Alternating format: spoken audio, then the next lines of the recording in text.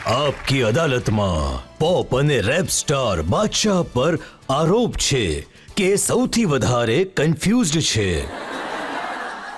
બાદશાહ, સાચું નામ આદિત્ય પ્રતીકસિંહ સિસોદિયા. હા. ઘરનું નામ બિટ્ટુ. જી.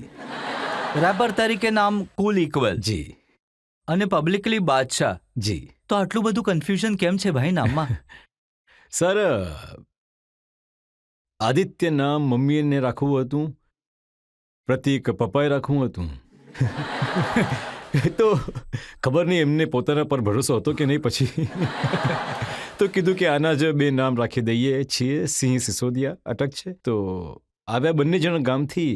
તો ગામમાં કોઈને આદિત્ય પ્રતીક બોલતા નહોતું આવડતું. તો કે આનું કોઈ નાનકનું નામ પાડી દીધું, બિટ્ટુ પાડી દીધું. પછી હા, બધા બિટ્ટુ બોલાવતા હતા. પછી મેં જ્યારે રેપ કરવાનું શરૂ કર્યું તો ઇંગ્લિશમાં તો મારી ઈમેલ આઈડી હતી કુલ ઇક્વલ @ કંઈક તો હતું, ખબર નહીં, યાહુ કે હોટમેલ. હા, એ જ ચાલતું હતું. તો કુલ ઇક્વલ નામ રાખી દીધું. તો પછી મને લાગ્યું કે યાર નામમાં વજન નથી પડી રહ્યું, મારામાં વજન છે. તો પછી બાદશાહ થઈ ગયું. જી. ખાલી નામમાં નહીં, કામમાં પણ. જી. હવે મેં તમારા માટે એક રેપ લખ્યું છે.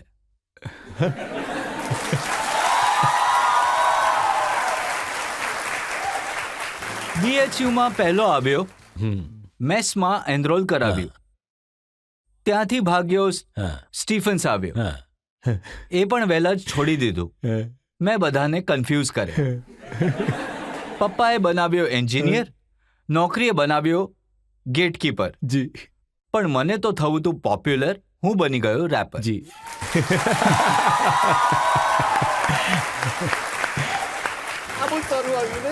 હા, શું વાત છે. આજે તમને રેપ કરતા જોઈને બહુ સારું લાગ્યું. કારણ કે જ્યારે મેં પપ્પાને કહ્યું હતું કે મારે રેપર બનવું છે, ત્યારે એમને મને ખબર નહોતી કે રેપિંગ હોય છે શું. તો મેં એમને સમજાવ્યા કે એ મને કે સમજાવી તો દે કે આ શું હોય છે સિંગર્સ. એમને કંઈ ખબર હતી જ નહીં, એટલા માટે. પછી તો મેં એમને કહ્યું કે પપ્પા દેખો मैंने करके दिखा दिया, आप रोकते थे मुझे रैप करने से, आप रोकते थे मुझे रैप करने से, मैंने दुनिया को सिखा दिया. પણ રેપર બન્યા પછી આલુની ટિક્કી વધારે ખાધી કે પપ્પાનો માર વધારે ખાધો? બંને.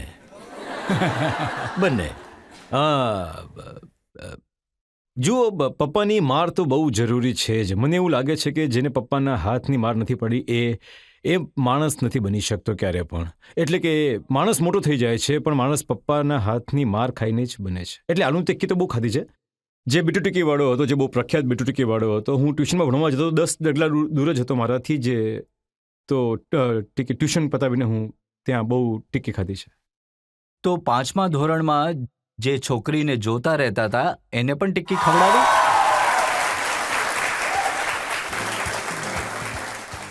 હા હા હા, આ બિલકુલ સાચું છે.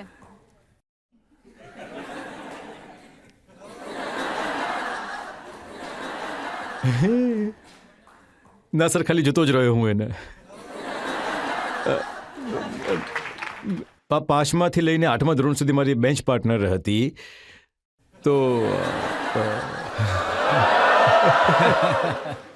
હવે એક બહુ મોટી ડૉક્ટર બની ગઈ છે, પણ મારી બેન્ચ પાર્ટનર હતી. અને એ જ્યારે મારી સાથે વાત કરતી હતી તો હું એની સામે જોતો હતો, પણ મેં જોયો જ નહીં. તો બસ 8મા ધોરણમાં જ્યારે રક્ષાબંધન હતી તો એને રાખડી બાંધી દીધી. તો એ કે સંબંધ તો બાંધીને જ જઈશું. તો આજે આઈડિયાઝ હતા લડકી બ્યુટીફુલ, તો એ ત્યાંથી જ આવવાના શરૂ સર, થઈ મારો ગયા? આઈડિયા નહોતો એકચ્યુઅલી. હું વિકાસપુરીમાં બેઠો હતો અને અમે મોમોઝ ખાઈ રહ્યા હતા. અને મારો એક મિત્ર હતો, એ પેલો ચૂલ શબ્દ બહુ વાપરતો હતો. તો બસ એ આઈડિયા મને ત્યાંથી આવી ગયો. અને આ અભી તો પાર્ટી શરૂ હુઈ હૈ, એ મારો આઈડિયા હતો. એ મારા એક કાકા છે. એ બધી વસ્તુમાં આ જ બોલતા કે અભી તો પાર્ટી શરૂ હુઈ હૈ. તો મેં કહ્યું કે એક જોવા જઈએ તો કાકાનો આઈડિયા છે, પણ અમે લોકો તો અહીંયા ત્યાંથી આઈડિયા લેતા રહીએ છીએ. જેમ તમને બધી વસ્તુઓમાં ન્યૂઝ દેખાય છે, અમને બધી વસ્તુઓમાં લિરિક્સ દેખાય છે. પણ જે પહેલી વાર તમે ગીત લઈને મુંબઈ ગયા હતા, જી, જ્યાં પ્રોડ્યુસર ગાયબ થઈ ગયા. ગાયબ થઈ ગયો.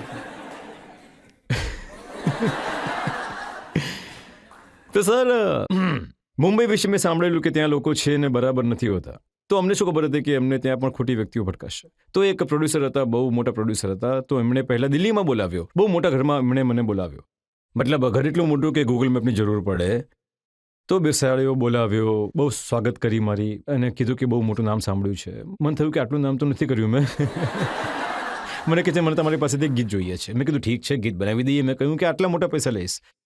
તો એમણે મને એડવાન્સ અપાવી દીધા, કંઈક 1000 રૂપિયા એડવાન્સ આપ્યા.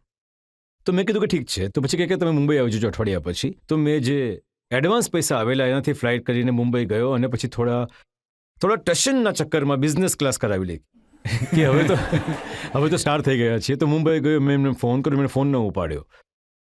તો હોટલ પણ પછી 5 સ્ટાર બુક કરાવી. તો મેં કહ્યું કે ચાલ હોટલમાં તો રોકાઈ જ નહીં જોઉં. તો પછી એ ગાયબ થઈ ગયા. પછી એ હમણાં શિલ્પા મેમની એક દિવાળીની પાર્ટીમાં થોડા દિવસ પહેલાં મને મળ્યા.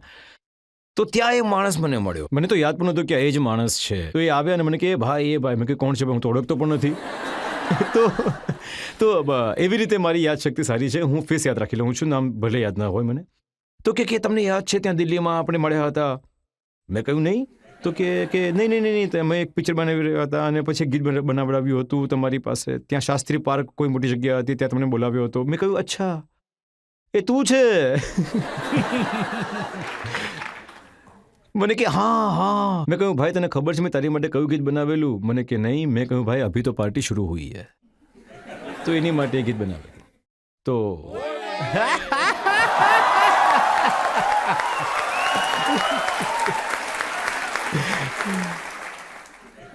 મોય થઈ ગયું એનું. લોકો સમજે છે કે બાદશાહ તો મોટા ઘરમાં જન્મ્યો છે. જી, બાદશાહે તો પોતાના જીવનની શરૂઆત જ સિલ્વર સ્પૂન સાથે કરી છે. હું જન્મ્યો એક એવા ઘરમાં હતો, મતલબ કે દિલ્હીમાં ઘર હોય છે જ્યાં ફ્રન્ટ હોય છે અને બેક હોય છે, વચ્ચે નાની ગલી હોય છે. તો જે અમારું ઘર હતું એ ભાડા પર આપેલું હતું અને બીજા 2 રૂમ હતા. અમે રહેતા હતા અને એ જે પતલી ગલી હતી એ જ અમારું રમવાનું મેદાન હતું. તો ત્યારે જ્યારે કન્સ્ટ્રક્શન માટે મોટી કરતા હતા ત્યારે અમારી માટે રમવાનું મોટું મેદાન હતું. કોઈ ઈંટો મૂકી દેતો, અમે એની સાથે રમી લેતા. ત્યાં જ સાયકલ ચલાવતા શીખ્યા, ત્યાં જન્મ્યા. અને પણ મારા મા બાપે મારો ઉછેર કરવામાં કોઈ કસર રાખી નથી અને મને હેસિયતથી વધારે કર્યું છે જે પણ કર્યું છે. તો મને યાદ છે કે એક બહુ મોટી ટાઈમેક્સ ની ઘડિયાળ આવતી હતી. એ વખતે બહુ મોંઘી આવતી હતી. તો છાપામાં એક એડ આવેલી. તો મેં એ એડ કાપીને પપ્પાના બેગમાં મૂકી દીધી. જ્યારે એ ઓફિસ જઈ રહ્યા હતા, સ્કૂટર પર જતા હતા. તો સાંજે મને યાદ છે કે હું રમી રહ્યો હતો અને એમણે મને એ ઘડિયાળ કાઢીને આપી દીધી. એ ઘડિયાળ બહુ મોંઘી હતી. તો હવે તમે જે ગીતો ગાઓ છો, જી, જે રેપ ગાઓ છો, જે સિંગિંગ કરો છો, તો એ પસંદ આવે છે મમ્મી પપ્પાને? હા. તો મમ્મી તો બહુ ક્રિટિક કરે છે કે આ તારું ગાયન ચાલશે, કે આ તારે નહોતું કરવું જોઈતું. જેમ કે શનક કરીને ગાયન હતું, એના પર બહુ થોડા વિવાદ થયા હતા. બહુ પોલરાઇઝ ઓપિનિયન હતા મારા ઘરે. મમ્મી કહેતી નહીં આ બરાબર છે, પપ્પા કહેતા નહીં આ ખોટું છે, આ ન કરવું જોઈએ. તો આ આવું છે. પણ ઘરે વધારે કામની વાત એ કરતા નથી. બસ. શું વાત કરો છો?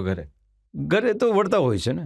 મને કે તું ટાઈમ પર સૂતો નથી, ખાવાનું ટાઈમ પર નથી ખાતો, પોતાની તબિયતનું ધ્યાન રાખ.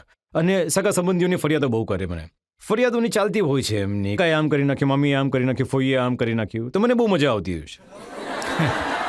એમાં તો લડકી બ્યુટીફુલ કરી ચૂલ થઈ જાય છે.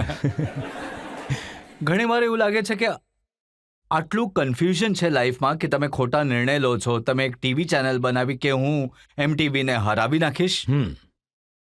મને એકવાર થયું હતું કે હું એક ટીવી ચેનલ બનાવીશ અને MTVને ખતમ કરી નાખીશ. પણ હું 6 મહિનામાં ખતમ થઈ ગયો. હા, 6 મહિનામાં ચેનલ જ પતી ગઈ હતી. પછી તમને ફિલ્મો બનાવવાનો શોખ ચડ્યો? હા. તો પહેલી ફિલ્મ ભૂલથી બની ગઈ હતી, એ હિટ થઈ ગઈ. પછી મને થયું કે મારાથી મોટું કોઈ પ્રોડ્યુસર જ નથી. સ્ક્રિપ્ટ તો મને જ કરતા આવડે છે. બીજી કોઈ ફિલ્મ બનાવે, 35 લાખ કમાણી કરી બસ.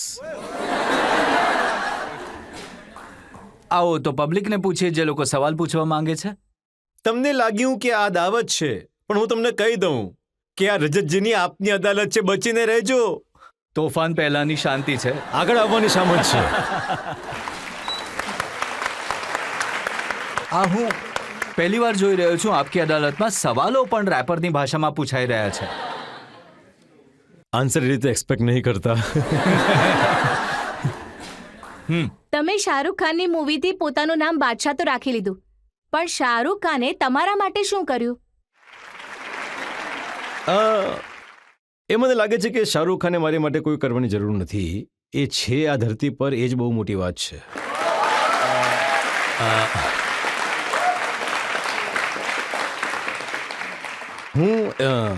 હું એમનો બહુ મોટો ફેન છું, બહુ વધારે મોટો ફેન છું, અને બાકી બધા લોકો પણ એમના બહુ મોટા ફેન છે. પણ એમણે મારી માટે બહુ સ્પેશિયલ વસ્તુ કરી છે. એમણે મને કંઈક કામ આપ્યું હતું. એમની એક ટીમ છે, એની માટે ગીત બનાવવાનું કહ્યું હતું. તો મેં ગીત બનાવીને આપ્યું. તો પછી એમની પેલી જે પૂજા મેમ છે, મેનેજર, એ મને પૂછે છે કે પૈસા. મેં કહ્યું કે મેમ હું તો ધન્ય થઈ ગયો, મતલબ કે મને મોકો મળ્યો સર માટે કામ કરવાનો. તો મને કહે કે ના, તમે શું પાગલ છો? તો મેં કહ્યું કે મને છે ને પ્લે સ્ટેશન જોઈએ છે. ત્યારે છે નવું પ્લે સ્ટેશન આવેલું, PlayStation 5. તો મને કહે કે હા પાક્કું. મેં કહ્યું પાક્કું, પણ હજી લોન્ચ થયું જ નથી એ. તો મને કહે એટલે? મેં કહ્યું કે લોન્ચ થયું નથી ઇન્ડિયામાં, અને મને સૌથી પહેલાં જોઈએ છે આ ઇન્ડિયામાં. તો જે મારી પાસે હમણાં ફોન આવશે તો મારી પાસે એક અઠવાડિયામાં સરનો મેસેજ આવ્યો, ફોટો સાથે PlayStation આવી ગયું છે. મને કે સામાન ક્યાં મોકલાવવાનું છે, મારે ક્યાં મોકલવાનું છે. તો સૌથી પહેલાં જે PlayStation ઇન્ડિયામાં આવ્યું હતું એ શાહરૂખ સરે મને, અને એટલે હું એટલો મૂર્ખ હતો કે મેં એના પર એટલો પાગલ કે એના પર સરની સાઇન પણ નહીં કરાવી. તો એ થયું મારાથી જરાક મોય. એક વ્યુઅરે મને સવાલ મોકલ્યો ને પૂછ્યું કે જે ટેટુ બન્યું છે એને લઈને બહુ એમ્બેરેસ થાવ છો, હાથમાં જે ટેટુ બન્યું છે. આ જે ટેટુ છે ને, જો તમે આના પર ફોકસ કરશો, આ છે તૂટેલું દિલ જેના પર બેન્ડેજ લાગેલી છે. અને આ 35 વર્ષની ઉંમરમાં માણસ આ કરાવતો સારો લાગે, પણ ખબર નહીં મેં આ કેમ કરાવ્યું હતું. લોકો એ જ જાણવા માંગે છે કે એ કોણ હતી જેણે દિલ તોડ્યું. હતી સર કોઈ છે છોકરાવાળી, હવે છોકરાઓ છે, એના હસબન્ડ છે, એક એની ગ્રસ્તી છે સર. તો એક જ હતી કે ઘણી હતી? નહીં, બેન્ડેડ ખોલી નાખો. તોડવા વાળી તો એક જ હતી, બાકી ઘણી વાર તો છે ને સર, આર્ટિસ્ટ એટલે પાગલ હોય છે કે જાણી જોઈને પોતાનું દિલ તોડાવી નાખે છે. મતલબ જાણી જોઈને, મતલબ એવી કોઈ પરિસ્થિતિ ઊભી કરી નાખે છે કે કોઈ વાંધો નહીં. હા, એટલે આ કાંઈક તો આવે. હા, અને મતલબ એકદમ વિચિત્ર માણસ હોય હા, છે. તો દિલ તૂટવાનો ફાયદો શું હોય છે? સર બહુ ફાયદા છે. સારા હિટ ગીતો બની જાય છે, બહુ સારા ગીતો. દિલ તૂટવાથી કયા ગીતો બન્યા? એક ગીત હતું, એ કર્યું સર મેં, લાઇટે બંધ ટીવી ઓન નહીં હોતા, मैं हमारे कमरे में नहीं सोता, मैं ओल्ड स्कूल हूँ, मुझसे मूव ऑन नहीं होता. મતલબ આવું પણ